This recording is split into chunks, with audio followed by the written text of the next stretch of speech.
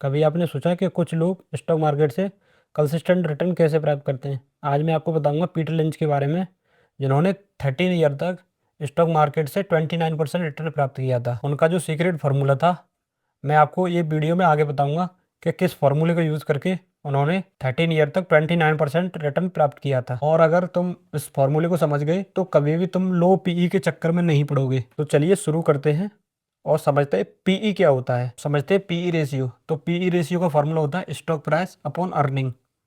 Example के लिए मान लेते हैं हम किसी स्टॉक का प्राइस है 500, उसका अर्निंग पर शेयर है 25। जब हम 500 को 25 से डिवाइड करेंगे तो पी ही हमारा निकल के आएगा 20 रुपये।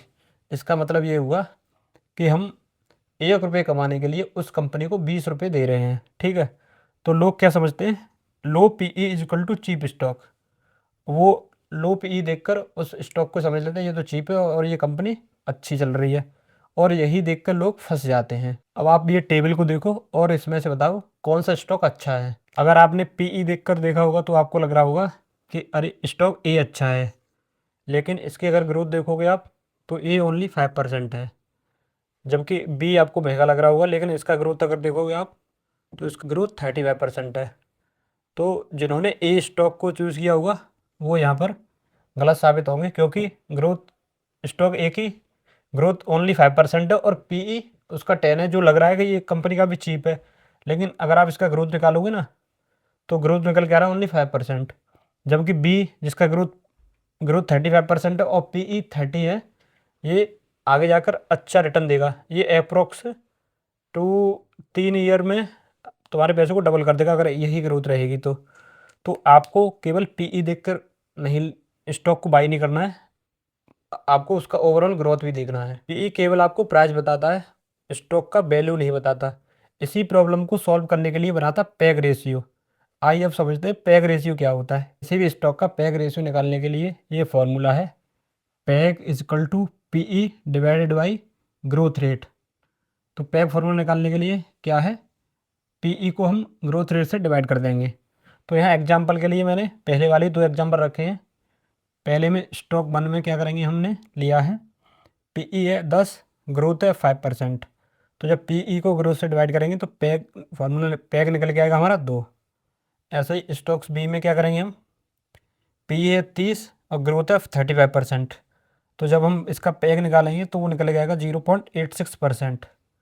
अभी हम पैग फार्मूला का जो रूल बनाया गया है उसको देखेंगे तो पता चलेगा हमें कि इनमें से कौन सी कंपनी बढ़िया है। अगर पैग की वैल्यू 1 से कम है तो वो कंपनी अंडर वैल्यूड होती है, उस कंपनी को हमें कंसिडर करना चाहिए।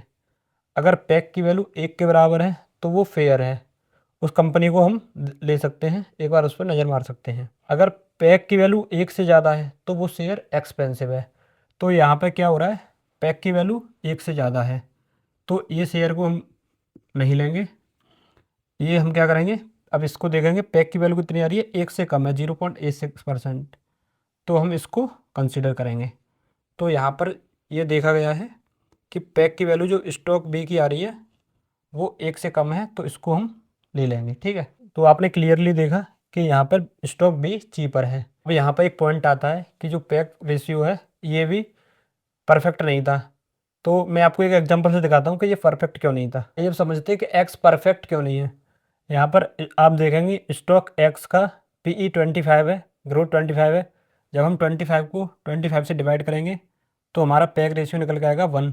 और जब बाई बाई में 25 में 20 का डिवाइड करेंगे हम तो हमारा बाई निकल के आएगा 1.25। अगर पैग रेशियो के हिसाब से देखा जाए तो एक्स बेटर है, लेकिन यहाँ पर एक ट्विस्ट आता है। ट्विस्ट ये आता है कि जो बाई है वो हमें 5% डिविडेंड दे रहा है।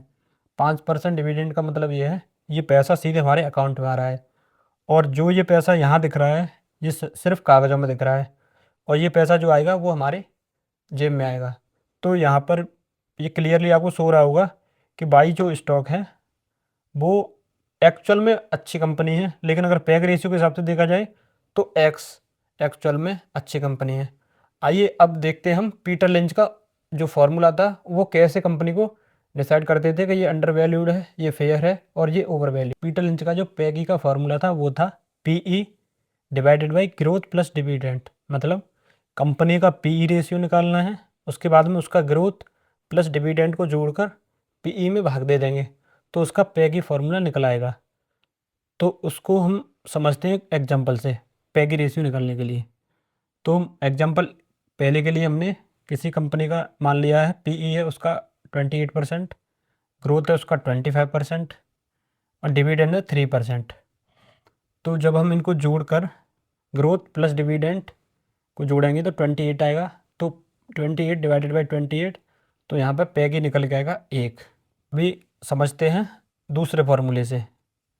पीई है 20, ग्रोथ है 15%, डिविडेंड है 5%। तो यहाँ पर पैगी निकल के आ रहा है इसका भी 1।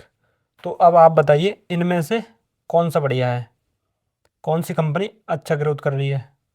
अगर पीटर लिंच का फार्मूला का अगर हम यूज़ करेंगे तो यहाँ पर कंपनी जो 2 है वो अच्छा ग्रोथ कर रही है, क्योंकि इसका ग्रोथ 15% है लेकिन ये डिविडेंड हमें ज़्यादा दे रही है इससे। इसका ग्रोथ 25% है लेकिन ये डिविडेंड ओनली 3% दे रही है।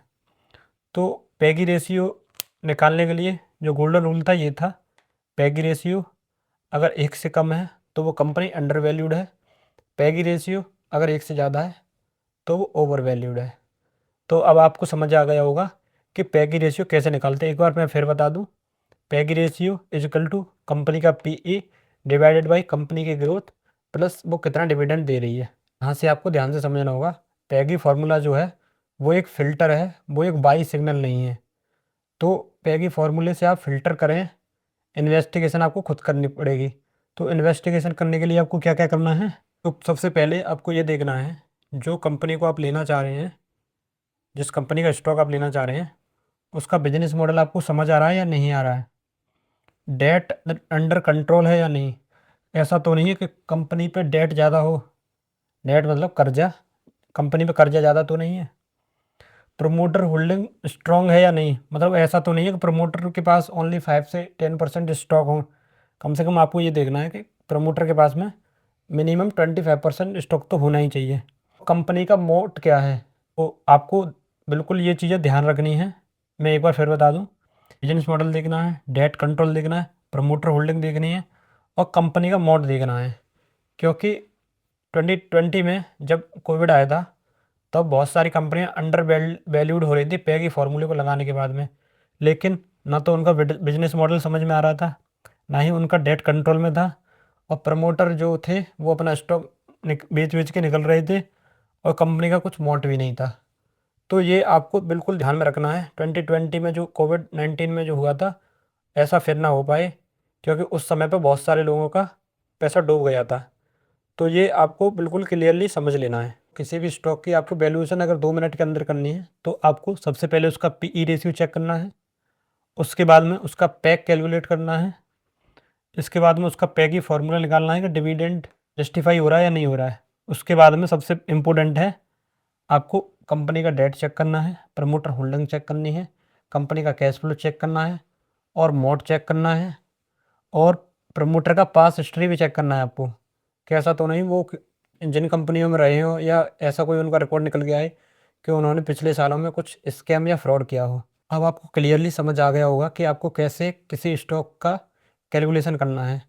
तो अब आपको इमोशनल में आके स्टॉक नहीं लेना है, बल्कि आपको पूरा इसका डेटा चेक करना है, पास हिस्ट्री चेक करनी है, तभी आपको स्टॉक लेना है।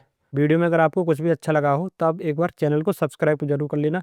मैं ऐसे ही फाइनेंस और इंश्योरेंस का कंटेंट इस चैनल पे आगे लाता रहूँगा। अभी मैंने नया चैनल शुरू किया है तो मेरा टारगेट है कि इस ईयर मुझे 100 के सब्सक्राइबर तक पहुँचना है। तो आप प्लीज़ एक सब्सक्राइब ज़रूर कर देना।